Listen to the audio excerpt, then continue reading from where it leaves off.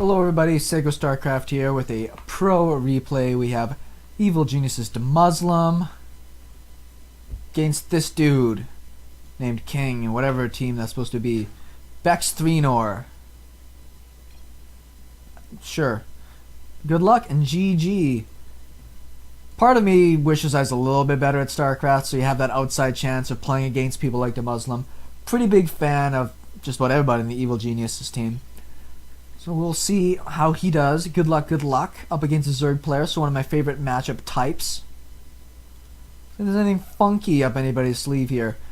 Demuslim, obviously a big fan favorite. Wouldn't mind seeing him crush it a little bit more internationally. I haven't seen him have some crazy tournament results in a long time. He's not that upper echelon of pro play, but definitely no slouch. Kills it on ladders, always up there at the very tippity tops of the Grandmaster side of things. And it looks like he is going to be going CC first. Nope. It's interesting. He's making room for an add-on, but he has no gas yet. Kind of funky. We'll see when that gas goes down and see what kind of strategy he has coming out of that. It makes you pretty vulnerable because then you've got two spaces that you're not walled up in case somebody goes for a cheese. Neither player is really scouting. And it looks like we're just going to be seeing a hatch first out of the Zerg player. Demuslim does his cheeses once in a while. He'll mix it up. But very known for just a very great standard opening. Reaper into a Hellion that just allows him to do a lot of damage. I've actually mirrored a lot of my Terran builds around the kind of play I've seen him do with the Reaper, Hellion, Harass. Such a good stable opening. If it works, you can sometimes just win. If it doesn't work, well, the worst thing that happens is you get a command center down. So I'm actually pretty happy about that. It is going to be a Reaper from the looks of it. I think it's just going to be one Reaper. Yep. One Reaper. Slightly delayed. The gas was taken after barracks, so I had to wait a few seconds for that. And that's just going to allow him to either expand very quickly, or if he wanted to, he's going to have enough minerals to expand regardless, so you get down a factory. So I like this build as well. It doesn't require a ton of gas, means you can macro up very effectively. Gas before pool. Gas going to have plenty enough to get speed out here when it starts. It's a very important thing. Generally, I don't like having spawning pools at the back of the base, because that sometimes means you can get dropped and it's harder to surround.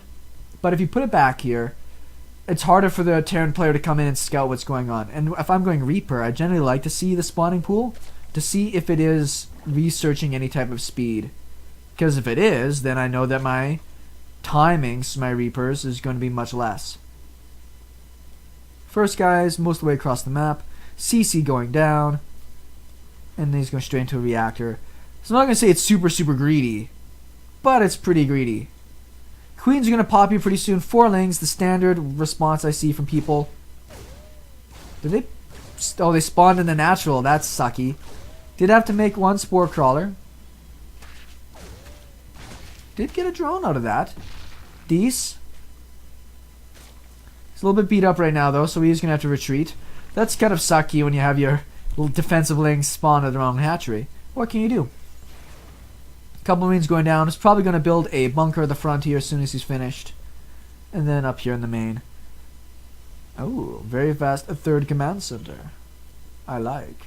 It doesn't look like the Zerg player is doing anything to punish that right now. And you generally won't. Even if he wants to go for roaches, let's say for a roach bust, he's still going to want to get a couple more rounds of drones out just to make sure he can really afford to get out a lot of roaches. Ooh. Yes. Have myself some Hendrick's gin with some agave syrup. I don't know if you guys have had that. You can buy this really good sweet agave syrup, the kind of stuff you generally, make tequila out of, but it's really sweet. And that means you just put a little bit of syrup in with your gin. Fantastic. Absolutely adore it. It's actually not going to be throwing out a bunker just yet. Speed will be done here soon. We'll go up to about 6 lings. Hellions will deflect all of that. That's also the other great thing. Other than roach busts, that somebody comes with a roach bust, they can only do like zergling and baneling bust. And if you have out, 6 or 8 hellions, and you're not completely bad at control, you can just crush those kinds of plays. I like it. Really fun. I'd love it when people go for really fast zergling attacks, because I just about always go for this bigger hellion number, and you just walk over people.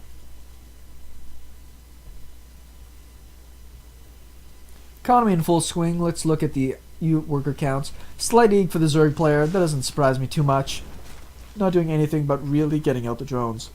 No lair in sight. We're at the 7-minute mark. He's still only got the one. Oh, he's actually taking these gases now too. Hasn't taken the one in the main yet. We'll likely see him just go straight into a, Mutalisk, Zergling, Baneling style, as is the standard. There's the bunker going down, and some supply depots. Stim, about, 25% done, 1/3 done. Ooh, that'd been a nice little pickup. We'll come up here and see this timing. Once again, even if a bunch of Zerglings are out, it's not hard as a Terran player to just kill so many of those with some good control. Roach Warren is happening in a baneling nest, so I wonder if we're going to see a really big pressure play here. We see more overlords coming out because he is supply blocked. If you're going to play Zerg and you're going to go for a roach bust, make sure you've got a lot of those overlords finished. 11 roaches on the way. We'll see if the Muslim's in position to deal with this. He does have some marauders in production. One marauder. But he's got no more production buildings right now. He's just starting his other barracks. This could be really, really unfortunate for him. I think he was expecting the Zerg player to be a bit more greedy, and we'll see if this roach timing can just screw him over. He's hiding the roaches. We can come out here and pressure this. But he's hoping to catch him off guard. Lots of roaches.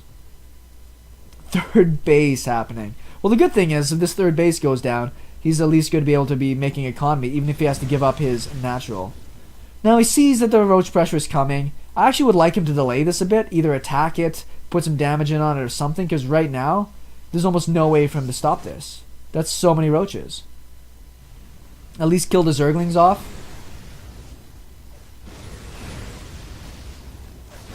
He's doing what damage he can. I can agree with that. Oh, there's the banelings. He didn't see those going past here. I think he's just going to go right up. I don't think he's going to wait. Those banelings are probably going to end it, though. I think the Muslim got just spotted too early. No, you're controlled, Muslim.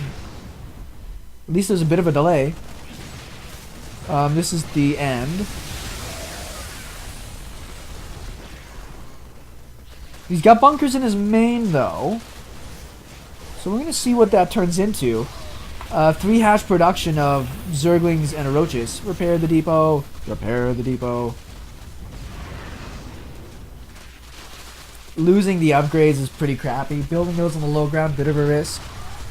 I don't know if the Muslim's going to be able to deal with this. Even if he can stabilize up here, the Zerg player is just going to keep pressuring him.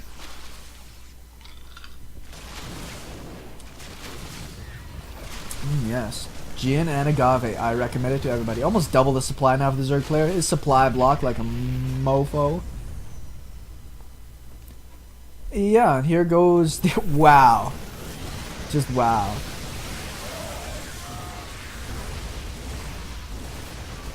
Yeah. That seemed a lot easier than I thought it would be. I mean, the Muslim is no slouch, and that killed. That crushed everything. The risks of being greedy. We saw that the Muslim had essentially a barracks making units. He was making all these other barracks. This factory was moving over to a new add-on, and the starport was being made while that attack was already moving across the map. Now, if that Zerg player didn't attack, Terran player probably would have been in amazing shape. Would have been doing fantastic. That's just the risk. I think the Hellions and the Reapers might have been able to slow the roaches slowly on this side. It's nice they had that crawler up to defend any run-bys. Just something, right? Just something to stall this out, because you probably should have recognized you had no way to stop that amount of units coming across the map. And that's why I think you see a lot of players, such as like Innovation, make a tank in the early game, just to try to keep you alive against these kinds of things. Oh well, SeKo Starcraft, thanks for tuning in. Talk to you guys later.